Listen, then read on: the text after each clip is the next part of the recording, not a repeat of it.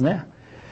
E eu ainda posso ir mais um pouquinho, recuar no tempo, em 1891. Também um outro presidente, nesse caso o presidente do Chile, foi o primeiro a se suicidar por causa das campanhas violentas de mídia. E quem derruba esse presidente da República? Quem derruba esse presidente da República é um jornal chamado El Mercúrio, que funciona até hoje, que até hoje é uma espécie de Globo lá do Chile, né? O jornal El Mercúrio. Isto está contado também, nesse livro aqui também, a doutrina do choque, a ascensão do capitalismo de desastre. Uma jornalista jovem, Naomi Klein, nascida no Canadá, e que resolveu percorrer o mundo inteiro para explicar os efeitos nefastos do neoliberalismo, de todo esse sistema econômico. Esse cidadão que dominava, que era o dono do jornal El Mercúrio, não era nada mais, nada menos do que o ministro da Fazenda, um banqueiro, do próprio Balmaceda. José Manuel Balmaceda foi o primeiro presidente a suicidar em 1891, em função da pressão da mídia. Depois veio, quer dizer, a mídia também derrubou o Getúlio,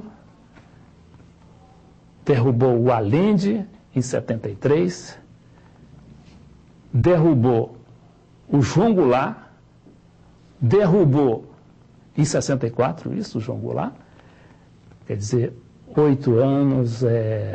10 anos depois da morte de Getúlio.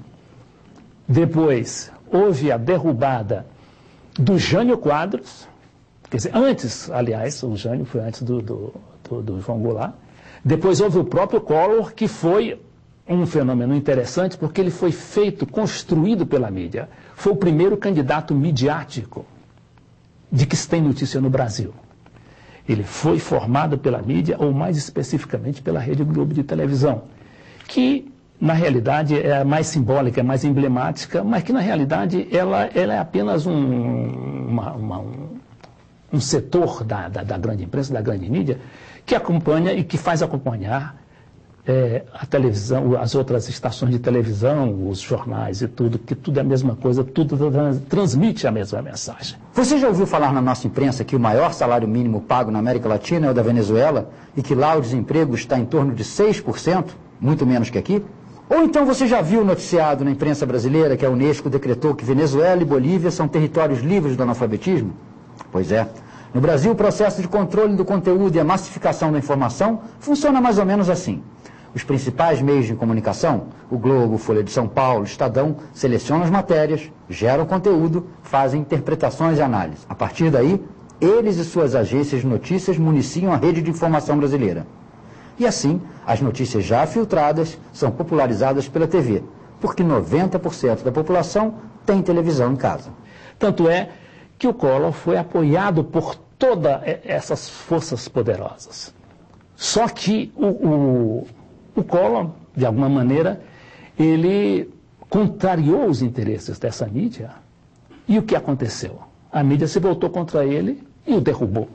E o derrubou violentamente, quer dizer, através de uma forma de impeachment, que depois de 2 anos e pouco de mandato, ele ia cumprir 5 anos de mandato. Então, ele está aí para mostrar como a mídia é poderosa, como a mídia pode, né? No Brasil, 15 grupos familiares controlam as emissoras de TV e os jornais. Elite e políticos têm o total controle da informação. Família Marinho, Rede Globo, 32 canais e 20 rádios. Família Saad, Band, 12 canais de TV, 21 rádios. Silvio Santos, 10 canais de TV. A família Magalhães controla a Bahia. A família Collor de Mello, Alagoas. A família Barbalho, no Pará. A Sarney, no Maranhão. E a família Pimentel, no Paraná. Nós vimos que o Collor foi derrubado, quer dizer, foi construído e depois derrubado pela própria mídia. Mais recentemente, em 2002, nós tivemos o caso sui generis do Hugo Chávez, coronel considerado golpista, chamado de golpista, e realmente golpista, mas só que golpista um pouquinho a favor do povo, e por isso o golpe que ele deu 10 anos antes dele assumir o poder, ele foi um golpe popular e foi apoiado pelo povo. Tanto é que ele chegou, né, no poder depois, como presidente eleito, a exemplo do que o Getúlio voltou, né, depois foi ditador e depois foi presidente da República.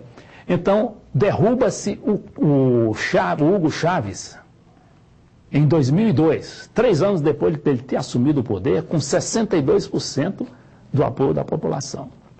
Eu me he puesto a hacer una encuesta de ustedes que viajan para el interior y les pregunto, mire, ¿cuántos programas fuiste? No, que pasé 2 días por allá.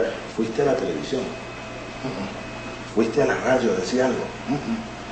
¿Convocaste una ruedita de prensa con los 4 periódicos de allá, bien planificada, repartiste materiales a los periodistas?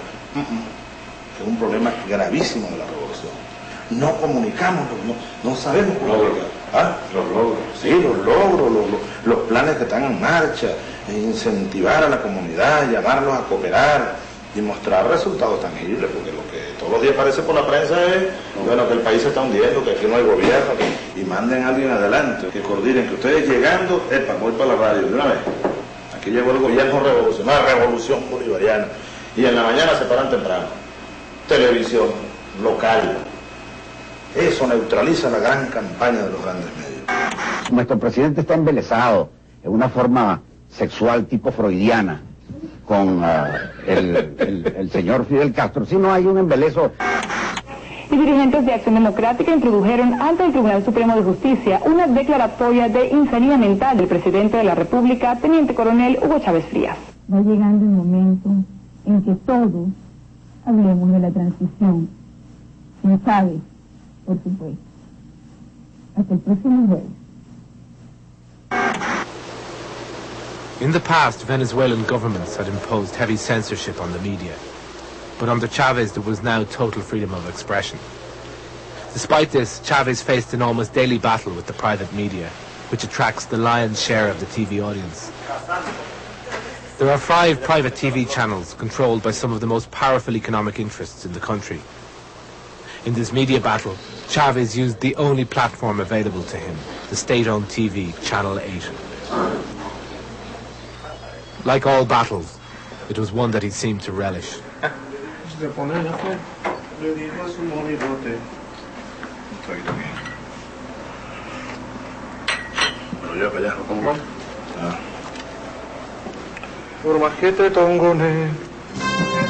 Esta es una transmisión del Ministerio de la Secretaría de la Presidencia de la República Bolivariana de Venezuela, conjuntamente con la Red Nacional de Radio y Televisión.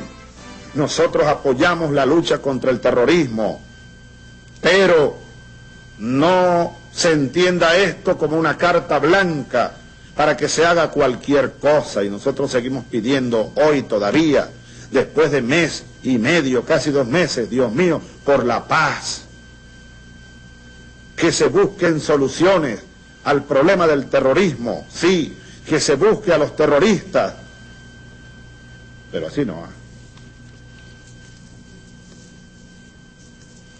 Así no.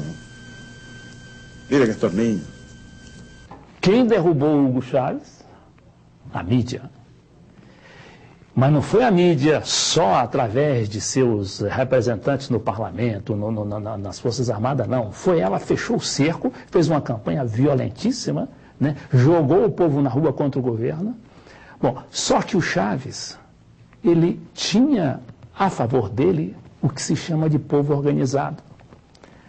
O povo estava, né, sentiu aquilo, a televisão praticamente só dava notícia contra o Chávez, nada a favor, mas mesmo assim ele conseguiu, de alguma maneira, Hugo Chávez, daí a importância desses grandes líderes, né, porque eles falam diretamente ao povo, quer queira tenha a favor ou contra a imprensa, os órgãos de comunicação, ele conseguiu voltar ao poder nos braços do povo. O povo literalmente foi à rua e exigiu a restituição do Chávez.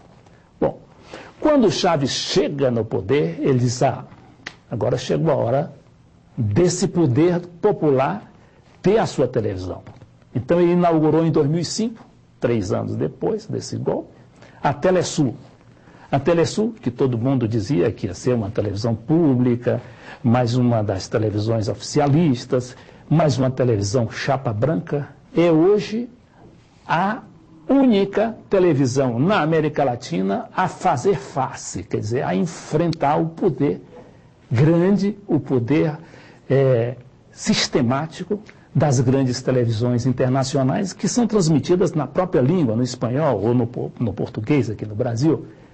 Chegam essa televisão espanhola, por exemplo, a CNN espanhola, era que dava todas as notícias, praticamente todas as cartas. A BBC a mesma coisa. Então, a Telesul passou a ser a voz da América Latina.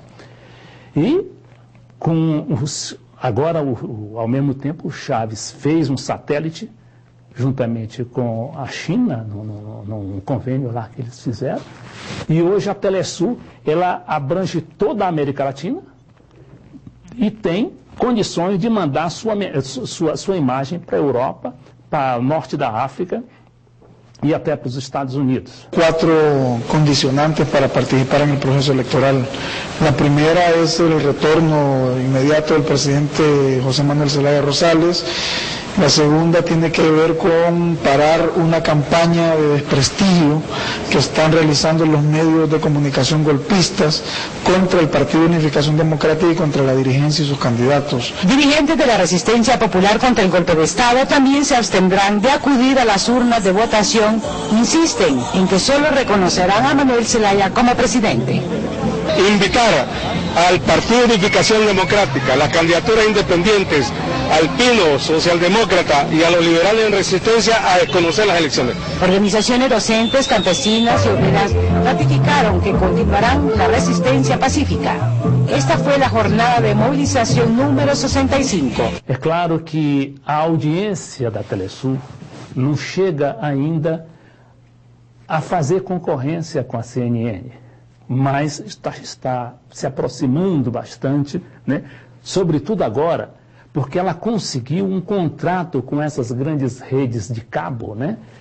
Cable TV, e conseguiu através da DirecTV, porque antes ele não tinha condições de, quer dizer, o governo venezuelano, que não é só outra particularidade da Telesul, que ela não é só uma televisão do governo venezuelano, é uma televisão do governo, que chama de multiestatal, ou seja, de vários governos, que é da Argentina, de Cuba, da Bolívia, do Uruguai e agora do Equador e também da Nicarágua.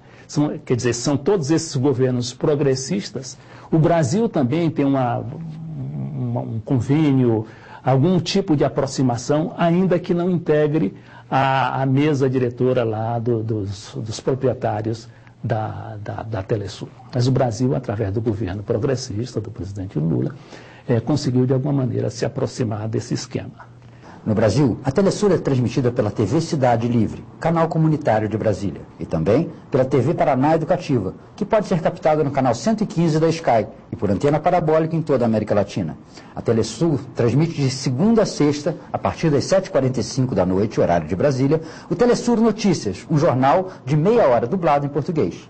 Na internet, você pode assistir a Telesul acessando o site www.telesurtv.net. Bom, essa televisão, então, a Telesul, ela hoje é a voz da América Latina, porque ela difunde os seus valores, ela transmite uma mensagem que é da América Latina.